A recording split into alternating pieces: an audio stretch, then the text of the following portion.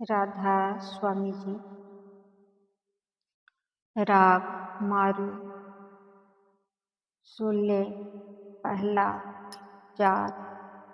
ओ सतगुरु प्रसाद। आरती निरंजन प्रभ निरंकारा,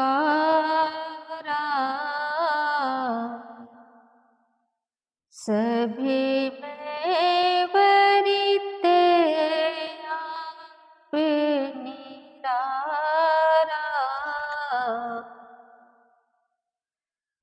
वरने जाते चिन्हते नहीं कोई,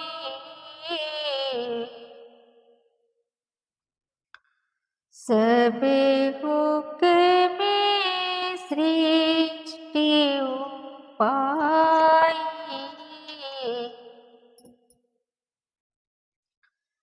लख 84 जोनि सबाई, मानस कहूँ प्रभ दई वडियाई।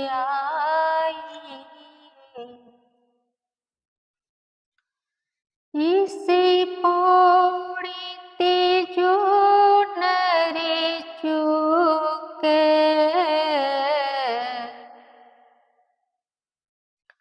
सोई जाए दुख पाई। कीता होवे तिस किया कहिए, गुरु मुख नामे पदारथ लगे।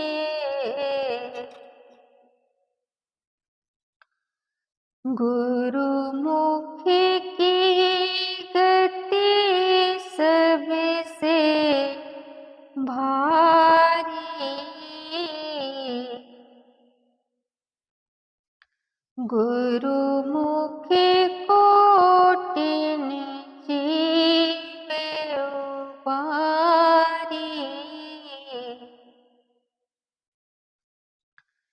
जिसे आप भुलाए सोई भूले, सो बुझे जिसे बुझाई।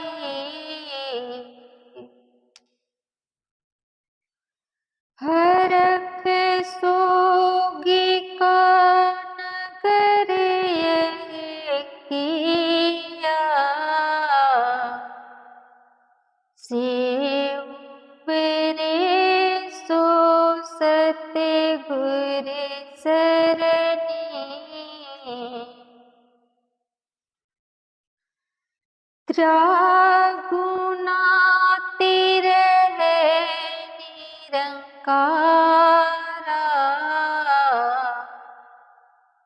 सो गुरु मुख शोभा पाई।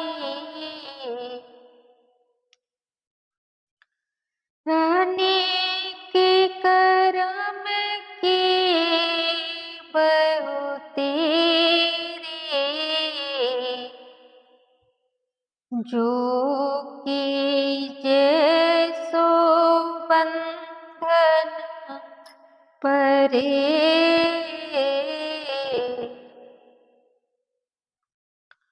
कुरीता बीच बीच नहीं जमै, सबीला मूल गवाई।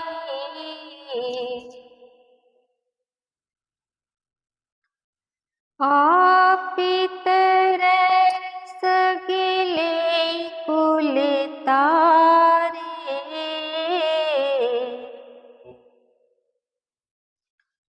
हरि दरगाह पर से हो जाई।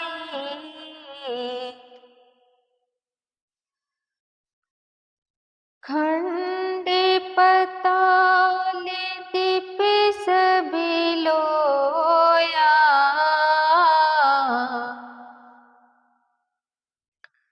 सभी काले बसिया प्रभु किया। निहचल के आपे अविनाशी,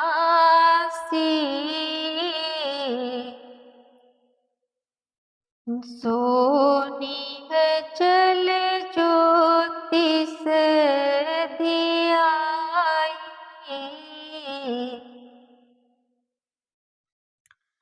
हरि का सेवक सो हरि जेना, भेद न जाने हो मानस दीना। ज्यों जल तरंग उठे बहु भांति, फिर सलल समाई।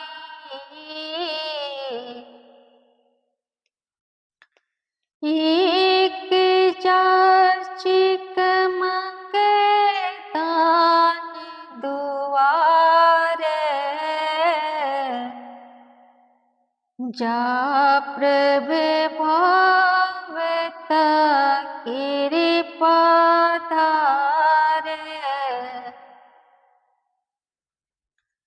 देहो तरस चित मन तृप्ता से, हरि कीर्तन मन ठहराई।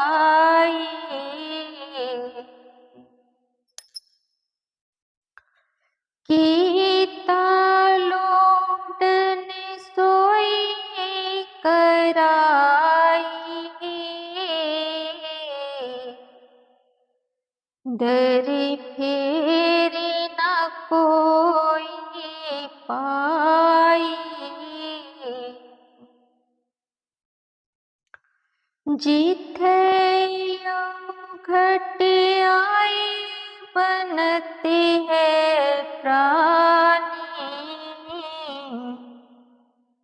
तिथे हृदय सृगन पानी। जिथे पुत्र कलत्र नाभिली,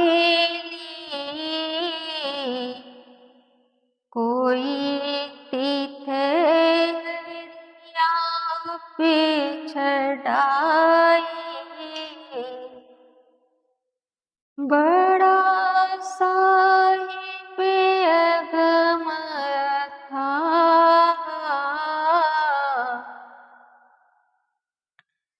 क्यों मिले प्रभु परिवार। काट सिलक जिसे मार्ग पाए,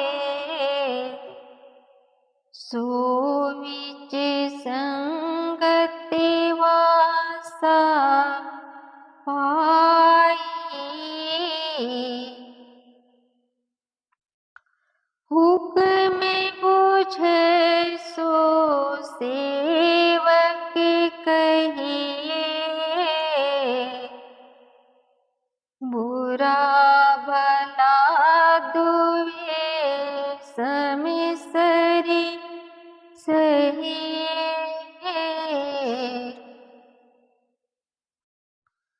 हो में जाइते को बुझे सो पुरे, मुख सहज समाई।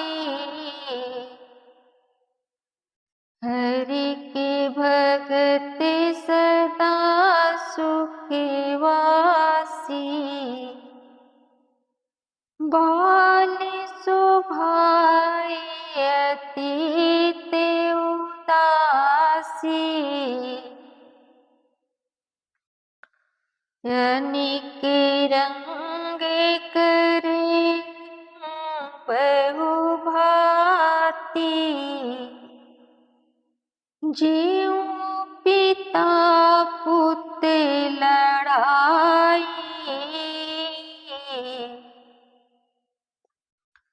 अगमे अगोचर कीमत नहीं पाई,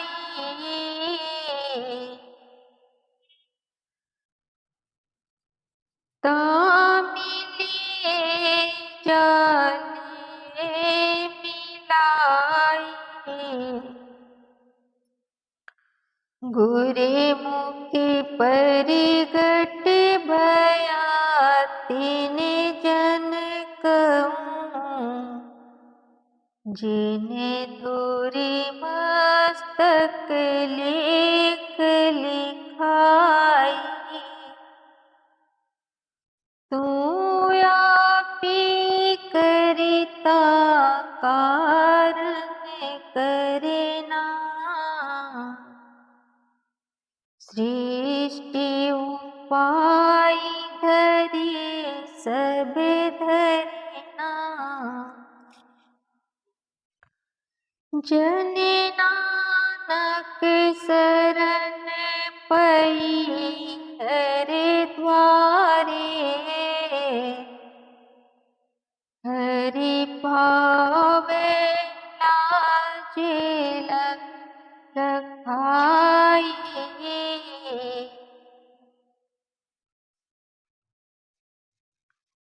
सत्संग के वचन। यह 5वीं पातशाही श्री गुरु अर्जुन देव जी महाराज का शब्द है। हमें चाहिए कि सत्संग में आकर वाणी पर विचार करें और देखें कि जो वाणी कहती है हम अपने मन को उस धारणा पर लाते हैं या नहीं। अंजन का अर्थ है माया और निरंजन कहते हैं माया से रहित को। कहते हैं वह सबका आदि और सबका अंत माया से रहित मालिक है। अब सवाल पैदा हुआ कि दुनिया जन्म लेती और मरती है, क्या वह भी जन्म लेता है और मरता है? कहते हैं नहीं, वह लफानी है, अमर है, सब में रहता हुआ भी सबसे निराला है। कहते हैं उस परमात्मा की न कोई कौम है, न कोई मजहब है, न उसका कोई रंग रूप है, न वर्ण है, वह न हिंदू है, न मुसलमान है, न सिख है, न ईसाई है। वह उसका परमेश्वर मालिक है। सारी दुनिया को अपने हुक्म शब्द से पैदा करता है। सब उसका, कोई वर्ण, कोई मजहब नहीं। फिर हम क्यों लड़ते हैं? मजहबों और वर्णों के पीछे क्यों भटकते फिरते हैं? गुरु नानक साहब की तालीम हमें मजहबी भेदभाव से बाहर निकालती है। वह कहती है अंदर जाओ, मगर कोई सुनता नहीं। वाणी एक एक लफ्ज करोड़ों रुपये का है और दिल में धारणा करने वाला है। अब गुरु साहब कहते हैं कि सारी सृष्टि 84 लाख योनियों में बटी हुई है। कई लाख किस्म के वृक्ष, कई लाख किस्म के कीड़े पतंगे, कई लाख किस्म के पंछी, कई लाख किस्म के पानी के जीव, कई लाख किस्म के भूत प्रेत, यक्ष किन्नर गंधर्व, इंसान, पशु वगैरह। यह संसार 84 लाख योनियों का जेलखाना है। कहते हैं अगर कोई ऊंची से ऊंची पदवी, सबसे उत्तम योनि है तो वह मनुष्य जन्म है। मनुष्य जन्म पाकर हम इस जेलखाने से निकल सकते हैं। इसके सिवाय 84 से निकलने के लिए और कोई जन्म नहीं है। मनुष्य जन्म परमात्मा से मिलने का दरवाजा है। यह ऊंची से ऊंची चोटी और ऊंची से ऊंची सीढ़ी है। कहते हैं अगर मनुष्य जन्म में नाम नहीं मिला, पर्दा नहीं खोला, बल्कि ऐसे ही गवा दिया, तो फिर से 84 का चक्र तैयार है। 84 का चक्र भोगने के लिए लाखों करोड़ों साल चाहिए। क्या पता यह चक्र कब खत्म हो जाए और कब बारी आए। फिर अगर मनुष्य जन्म किसी ऐसी कौम में मिले जिसे नाम की खबर ही नहीं, तो किस काम का। मगर अब हमें मनुष्य जन्म मिला हुआ है। क्या ही अच्छा हो अगर हम इसी का फायदा उठा लें। यह उपदेश गुरु नानक साहब का है। अगर मनुष्य जन्म न संभाला तो फिर गधा, कुत्ता, सुअर, घास फूस बनना पड़ेगा। अब श्री गुरु अर्जुन साहब कहते हैं कि वह परमात्मा जिसने यह दुनिया बनाई है, ऊंचे से ऊंचा और परे से परे है, उसकी बड़ाई तो हमसे हो ही नहीं सकती। हमें चाहिए कि हम किसी गुरुमुख से प्यार करके गुरुमुख बन जाए। अब सवाल पैदा हुआ कि हमें गुरुमुख बनाने के लिए वह क्या युक्ति बताएगा। कहते हैं नाम की कमाई, वह महात्मा नाम देगा। हम नाम की कमाई करेंगे। हमारी आत्मा पर पहले यह स्थूल शरीर है।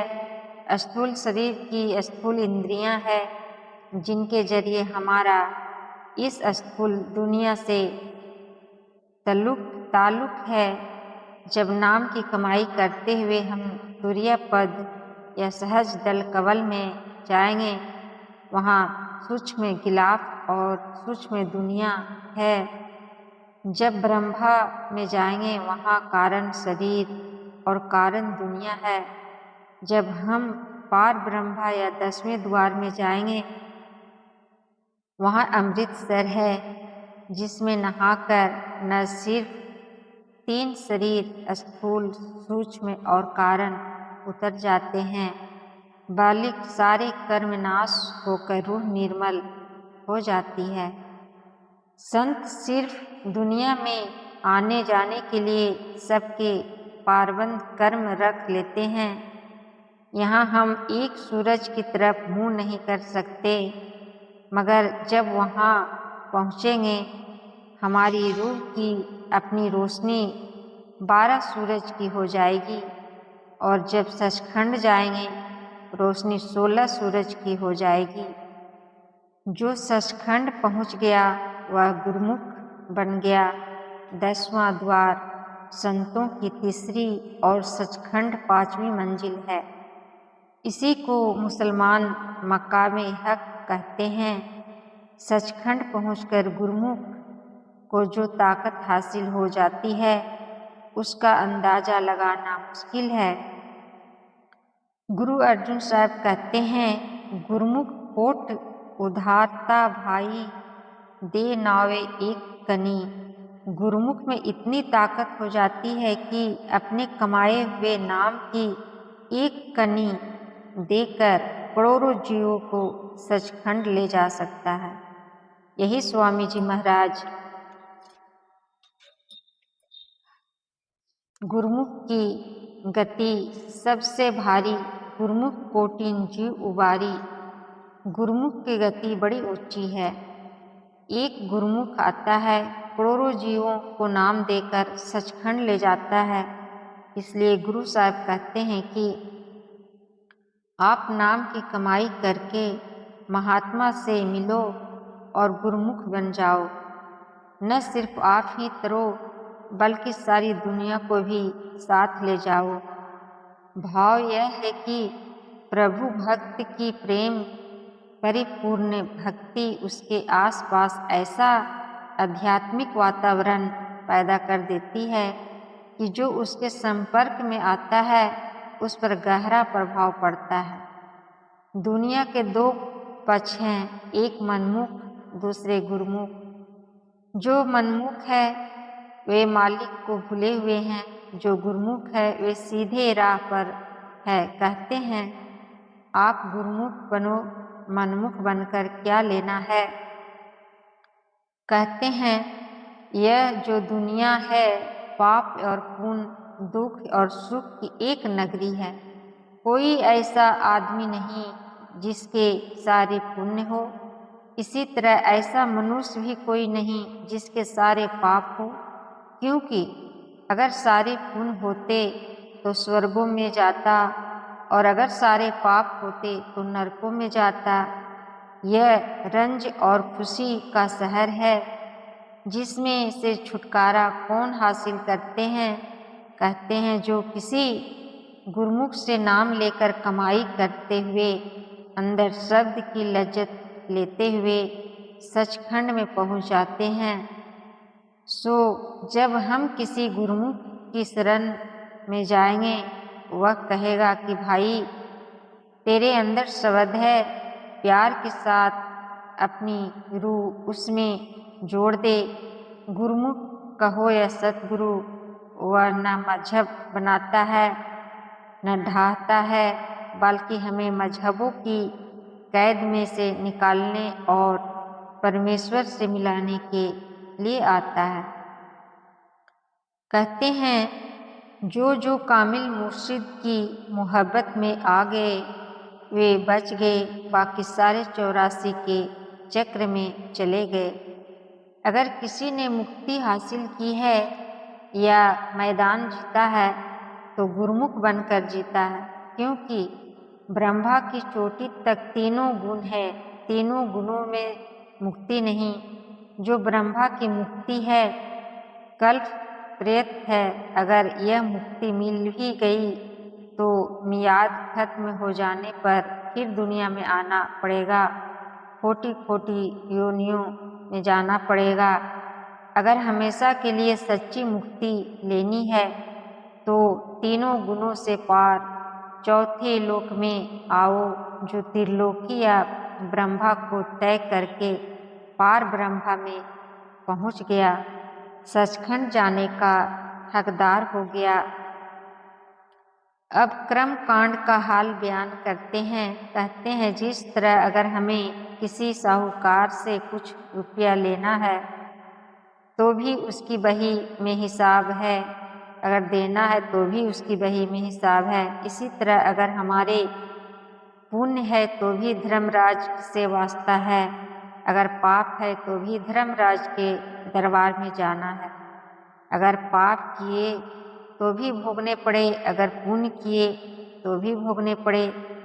इसलिए संत कहते हैं कोई कर्म धर्म जप तप ना करें, सिवाय नाम के कोई कर्म नहीं जो बंधनों से आजाद करे। यही मुसलमान फकीर और दूसरे मजहब वाले कहते हैं कि अगर मुक्ति है तो नाम में कोई यह ख्याल ना करे कि कर्म करने का फल नहीं मिलता। फल जरूर मिलता है, पुण्य का पुण्य और पाप का पाप, यानी अच्छे कर्म का अच्छा फल और बुरे का बुरा फल। मगर हम जेलखाने में ही रहे, आज़ाद ना हुए। सोचो कितना ऊंचा उपदेश है। वाणी तो वाणी है, मगर हम विचार ही नहीं करते। कहते हैं यह कलयुग है, इसमें न जप की जरूरत है, न तप की, न तीर्थ, न मूर्ति, न मंदिर, न किसी और कर्म की। ये पिछले युगों में ठीक था, मगर कलयुग में नहीं। कलयुग में जीवों की उम्र थोड़ी और शरीर कमजोर है, इसलिए एक कर्म विधि पूर्वक बन नहीं सकते। जिस तरह किसी जमींदार के पास महीना डेढ़ महीना फसल पकने तक वक्त है, अगर वह गेहूं बोएगा तो वह नहीं उगेगा, अगर चने बोएगा तो नहीं उगेंगे। फसल तो क्या होगी, बीज भी नाश हो जाएगा। सो कहते हैं कलयुग में सिवाय नाम की किसी कर्म का मौसम नहीं। जितने कर्म धर्म है सब कुर्तानी बेमौसम के बीच हैं, सो इनके करने से नफा तो क्या होगा, मनुष्य जन्म की पूंजी भी हाथों से चली जाएगी। यही स्वामी जी महाराज कहते हैं, कलयुग कर्म धर्म नहीं कोई, नाम बिना उद्धार न होई। कलयुग में कोई कर्म धर्म नहीं, अगर है तो नाम। अब यह तुक समझाने वाली है। कहते हैं, कलयुग में ऊंचे से ऊंचा सिमरन, ऊंचे से ऊंचा भजन कीर्तन है। यह जितनी दुनिया बैठी है सबके अंदर दिन रात कीर्तन हो रहा है, कभी चंद नहीं होता, बराबर जारी है, कभी बंद नहीं होता, बराबर जारी है। वह तब बंद होगा जब मौत आएगी। वह कीर्तन प्यारे से प्यारा राग और प्यारी से प्यारी आरती है। जिस वक़्त रूह उसके साथ जोड़ेगी उसकी आशिक हो जाएगी, दुनिया के सारे स्वाद भूल जाएंगे। यही से खरीद कहते हैं, खरीदा शक्कर खंड निवात, गुड़ माखियो मांझा दूध, सभे वस्तु मिठियाँ रब न पूजन तूद। गुरु अर्जुन देव जी कहते हैं, हर कीरत साध संगत है, सिर कर्मन कै कर्मा। अगर कोई ऊंचे से ऊंचा कर्म है तो कीर्तन है, जो आप सबके अंदर हो रहा है। आगे कहते हैं, कहो नानक तिस भयो प्रापत, जिस पूरब लिखे का लन्हा। जिसके बड़े ऊंचे भाग हो वह सुनता है, बाकी सारे खाली आए और खाली चले गए। अगर किसी के घर करोड़ रुपया दबा हुआ हो, वह अपना घर न संभाले, रुपया न निकाले, बल्कि बाहर कौड़ी कौड़ी मांगता मर जाए, उसे उस रुपये का क्या फायदा। वह जैसा आया वैसा चला गया। कीर्तन कहो या नाम, बेशक शब्द कह दो, वह किसी जबान से नहीं, न तुर्की है, न फारसी, न हिंदी, न अंग्रेजी और न कोई और। हिंदू होकर अंदर जाओ वह मिलेगा, मुसलमान होकर जाओ वह मिलेगा, ईसाई होकर जाओ वह मिलेगा, यहूदी होकर जाओ वह मिलेगा, किसी और मजहब के होकर जाओ तो भी वह मिलेगा। वह सारी दुनिया का एक ही है और साझा है। जब तक हम गुरुमुख नहीं बनते उस दौलत को ले नहीं सकते। वह दौलत बेशुमार ने हर एक के लिए उसके अंदर रखी हुई है। हमें चाहिए कि हम गुरुमुख बनकर उस दौलत को ले लें और सुखी हो जाएं। अब यह गुरु नानक साहिब की तालीम है, कितनी ऊंची है, मगर हम इधर तवेजा ध्यान ही नहीं देते। कहते हैं, जो उस कीर्तन या नाम को अंदर सुनता है वह न सिर्फ आप ही तर जाता बल्कि अपने कुटुंब और कुल को भी तार लेता है। भाव यह है कि प्रभु भक्त की प्रेम परिपूर्ण भक्ति घर में ऐसा आध्यात्मिक वातावरण पैदा कर देती है जो उसके परिवार के सब सदस्यों पर गहरा प्रभाव डालती है और वह प्रभाव पीढ़ियों तक चलता है। नाम इतना ऊंचा है, फिर आसान से आसान है, पैसा खर्च नहीं होता, बाहर से कुछ लाना नहीं। अगर पिछली रात को जाकर घर में बैठकर 2-3 घंटे रोज नाम की कमाई करके करोगे तो इज्जत के साथ परमात्मा की दरगाह में पहुंच जाओगे। यह बात भी समझने वाली है। कहते हैं, परमात्मा ने सारी दुनिया खंड पताल मतलब कि त्रिलोकी काल भगवान के अधीन की हुई है। ब्रह्मा की चोटी तक काल का राज है। यही गुरु गोविंद सिंह जी कहते हैं, काल हूँ के काल महाकाल हूँ के काल है। सारी त्रिलोकी का मालिक काल है। कृष्ण भगवान ने अर्जुन को मुंह में खोलकर असली तौर पर दिखा दिया कि मैं काल हूँ और यह सारे कौरवों की सेना के योद्धा मेरे खाए हुए हैं। असली खुदा का तो किसी को ही पता होगा। सारी दुनिया जो त्रिलोकी का मालिक है उसी को परमात्मा माने बैठी है। जो सतनाम सचखंड है वह चौथे लोक में है, वह लफानी है, काल की हुकूमत में नहीं। जो उसकी उपासना करता है वह जन्म मरण से नहीं आएगा, बल्कि हमेशा के लिए मुक्त होकर सतलोक में रहेगा। ओम तक की सृष्टि प्रलय में ढह जाती है और सो तक की महाप्रलय में सो सचखंड है। वह त्रिलोकी छोड़ भर गुफा से भी परे है। वहाँ न प्रलय आती है न महाप्रलय। अब इस रमज भेद को कोई कोई गुरुमुख ही समझता है। आम हालात क्या है? जो इन जीवों को खाता है ये उसी काल की पूजा करते हैं। जो नेक कर्म करते हैं उनको काल स्वर्ग भी देता है, वैकुंठ भी देता है, एक खास मियाद तक मुक्ति भी देता है।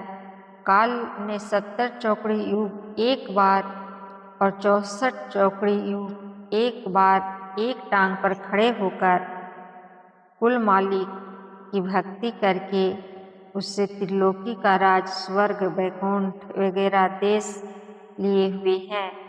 वह न रूह को बना सकता है और न ही मार सकता है। वह रूह अविनाशी है, सतनाम की अंश है। जितने संत महात्मा और दूसरे फकीर हुए हैं सबने कहा है कि रूह अविनाशी है और सतनाम सचखंड देश के रहने वाले हैं। मैं एक दफ़ा अपना सब डिवीज़न रावलपिंडी लेकर आया। वहाँ एक एसडीओ था जो गैस वर्क का इंचार्ज था। हमारा नियत था कि शाम को जब काम छोड़ना, इकट्ठे छोड़ना। एक दिन की बात है, छुट्टी का वक्त हो चुका था कि मेरा क्लर्क कागज पर साइन दस्तखत करवाने के लिए आ गया। उधर वह कहने लगा, चलो भाई कल कर लेंगे। मैंने कहा कि दस्तखत कर लेने दो। कहता है, छोड़ो यार, अपने आप खुदा कर लेगा, खुद कर लेगा। मैंने कहा कि कौन सा खुदा कहता है? क्या खुदा दो है? मैंने कहा हाँ। उसकी समझ में तो ना आया मगर चुप हो गया। जब घर को आया तो सारे रास्ते सोचता आया। रात को कोई फकीर मिला, उसने अच्छी तरह समझा दिया कि दुनिया का खुदा और है और संतों का और। जब सवेरे दफ्तर आया तो कहता है, नहीं मेरी तसल्ली हो गई है। सो जो दुनिया का खुदा है वह काल है और जो गुरुमुखों का खुदा है वह इस त्रिलोकी से परे है। जो सतनाम का ध्यान करता है, सतनाम को इष्ट रखता है, वह लफानी है, बाकी सारे काल के जाल में है। जो सतनाम को इष्ट रखता है, सतनाम की कमाई करता है, वह जब सतनाम के शब्द में जो सचखंड में हो रहा है लीन होगा तो परमात्मा का रूप हो जाएगा। फिर हम उसको मनुष्य नहीं कहेंगे। जब कतरा समुद्र में मिल गया, समुद्र हो गया, फिर हम उसे कतरा नहीं कहेंगे। इसी तरह जो गुरुमुख हो गया वह परमात्मा हो गया। गुरु गोविंद सिंह जी कहते हैं, हरि हरि जन दुई एक है, विव विचार कछु नाही, जल ते उपजय तरंग, जीऊं जल ही बिखै समाही। जो परमात्मा रोज सचखंड जाता है हम उसे मनुष्य नहीं समझेंगे। इसमें शक नहीं कि वह हमें समझाने के लिए मनुष्य चोला पहनकर गुरु बनकर आया हुआ है।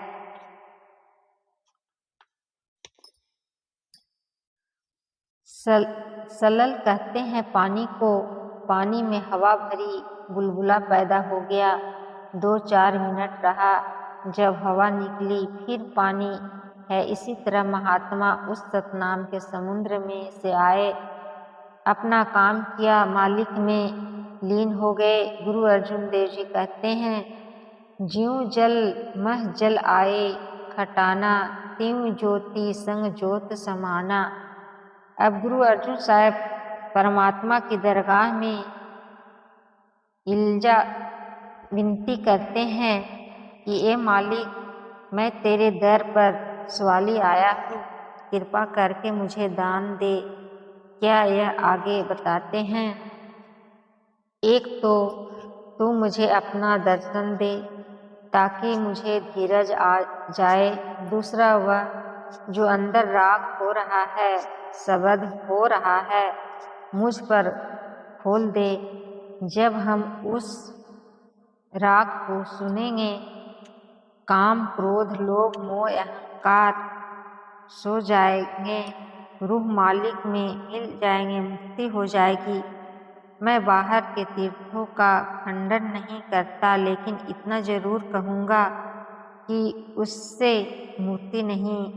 मन को रोकने की दुनिया में कई दवा नहीं, अगर है तो गुरु के नूरी स्वरूप का दर्शन, मालिक का शब्द रूप, करोड़ों वेद, करोड़ों शास्त्र, करोड़ों ग्रंथ पोथियाँ पढ़ लो, मन वश में नहीं आता। लंका का राजा रावण 4 वेदों का पढ़ा हुआ पंडित ही नहीं था, बल्कि टीकाकार भी था। उसके वेद भाष्य टीका के मुकाबले और कोई वेद भाष्य नहीं था। क्या उसका मन रुका? कोई नहीं। सीता का हरण किया, आखिर जो उसका नतीजा हुआ सबको मालूम है। वही रावण है जिसकी हर साल हम नकल बनाकर आग लगाते हैं। सो मन को वश में करने का इलाज अंदर कीर्तन को सुनाना और दर्शन कराना है। कहते हैं वह प्यारे से प्यारा परमेश्वर किसी के वश में नहीं, अगर है तो अपने भक्तों के, अपने आशिकों के। वे उसके प्यारे पुत्र हैं। प्यारा पुत्र जो चाहे बाप से करवा ले। संत परमेश्वर के प्यारे पुत्र हैं। वह परमेश्वर उन्हें अपनी दरगाह से खाली नहीं लौटाता। वे जो चाहे परमेश्वर से करवा ले। आगे कहते हैं, जब यमदूत आकर इसके सांस निकालते हैं और धर्मराज इसे नरकों में डालना और सजा देना चाहता है, तो वहाँ सिवाय परमेश्वर के और कोई सहायक नहीं होता। ना बाप, न माँ, न बाप, न बेटा, न बेटी, न स्त्री, न धन, न कौम, न मजहब और न कोई और रिश्तेदार। परमेश्वर भी तभी सहायता करता है अगर गुरु से नाम लिया हुआ हो। जो हमारे किसी काम नहीं आते, उनके लिए हम सारी उम्र लगा देते हैं, और जो मदद करता है उसके लिए हमने कितने साल लगाए हैं, सोच लो। सारंग कहते हैं पपीहे को, जिस तरह पपीहा स्वाति बूंद का आशिक है, इसी तरह संत महात्मा उस नाम या अकाल पुरुष के आशिक हैं। सो कहते हैं कि जहाँ इसका कोई बेली मित्र नहीं, वहाँ छुड़ाने वाला वह नाम है। यह अकाल पुरुष, इसलिए हमें चाहिए कि हम उसके साथ सच्चा इश्क और प्यार करें।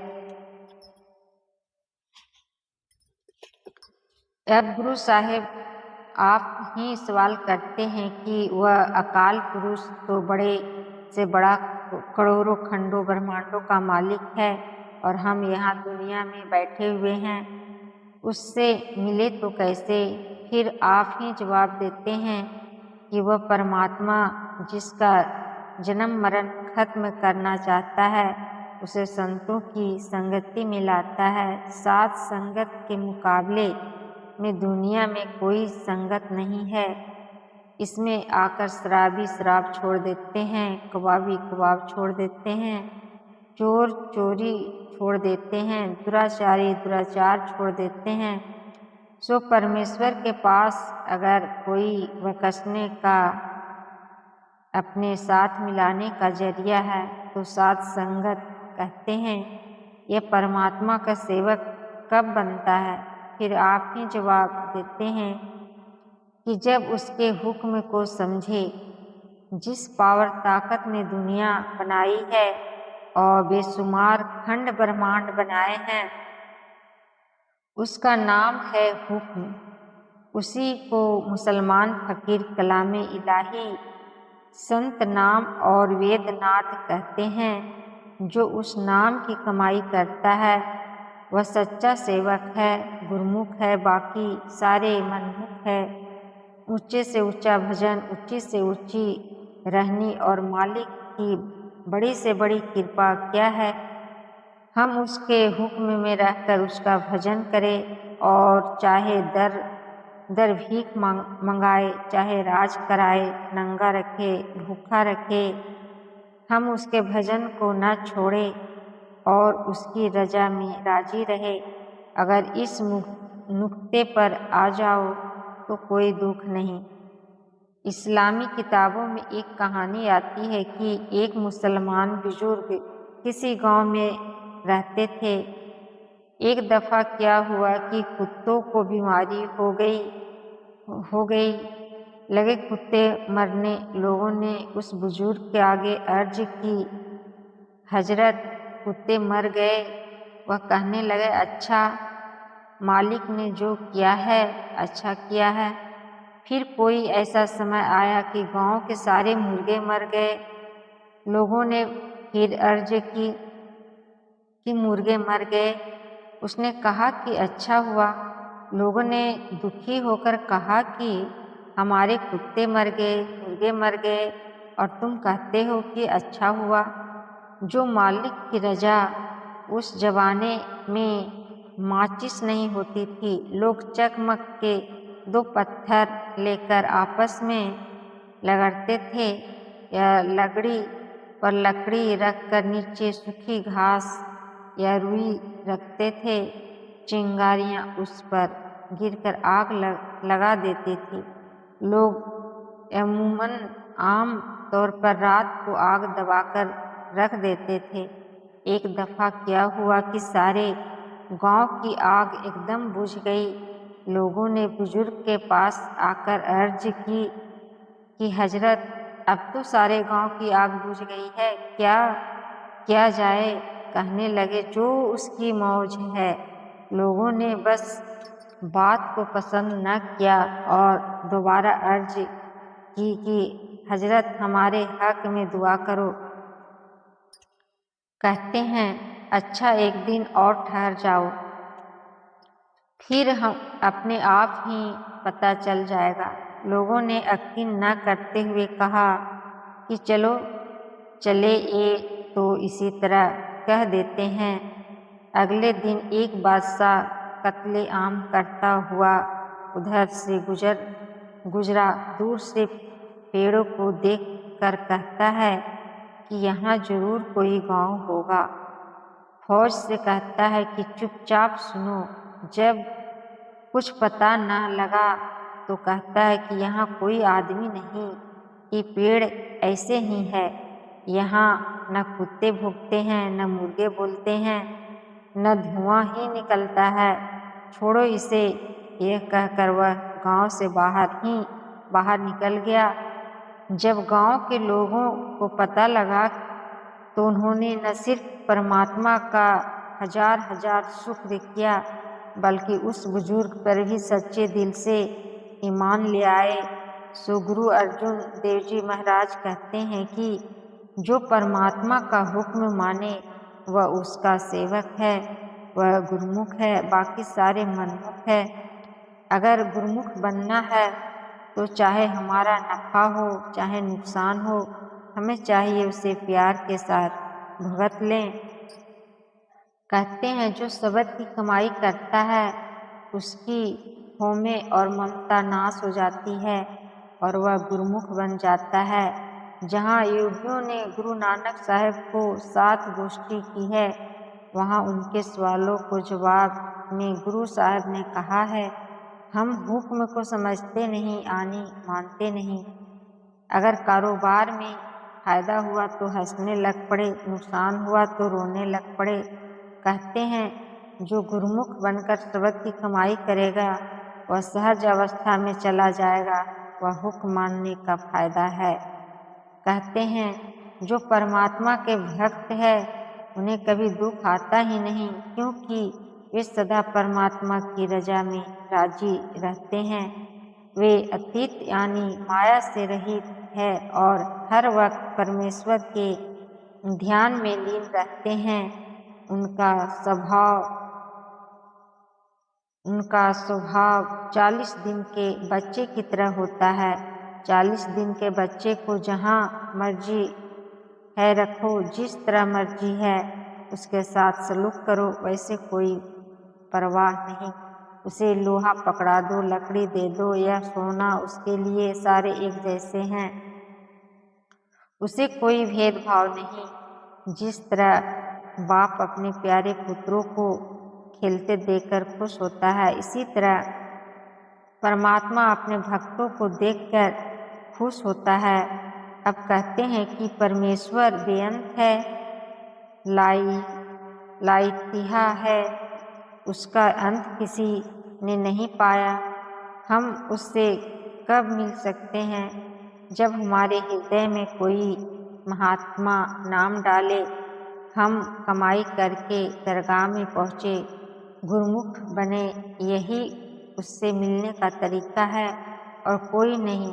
अगर वह मालिक कृपा करे, महात्मा के जरिए हमारे हृदय में नाम की रोशनी डालकर अपने साथ मिला ले, तो हम मिल सकते हैं। नहीं तो हमारी ताकत नहीं कि हम उससे मिल सके।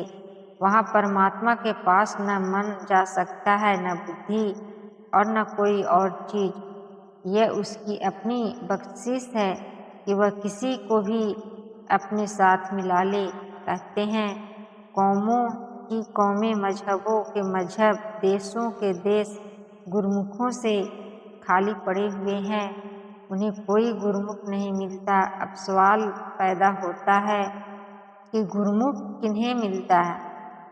कहते हैं जिन्हें धूर दरगाह से हुक्म होता है कि इनका जन्म मरण खत्म करना है, उन्हें गुरुमुख मिलता है। नहीं तो इन लोगों के नज़दीक भी नहीं आता। हमें मालिक का धन्यवाद करना चाहिए जिसने गुरुमुख से मेल करा दिया, नहीं तो हम करोड़ों जन्मों के पापी नाम की तरफ कब आ सकते हैं। अब कहते हैं कि अकाल पुरुष तो सब कुछ आप ही करने वाला है। अगर जमीन बनाई है तो तूने आप, अगर आसमान बनाया है तो तूने आप, अगर दुनिया बनाई है तो तूने आप, मतलब कि जो कुछ बनाया है तूने आप ही बनाया है, इसलिए जो कुछ है तू ही तू है। गुरु अर्जुन साहब प्रार्थना करते हैं कि हे परमात्मा, मैं तेरे द्वार पर तेरी शरण में आया हूँ, तू कृपा करके मुझे अपने साथ मिला ले। राधा स्वामी जी।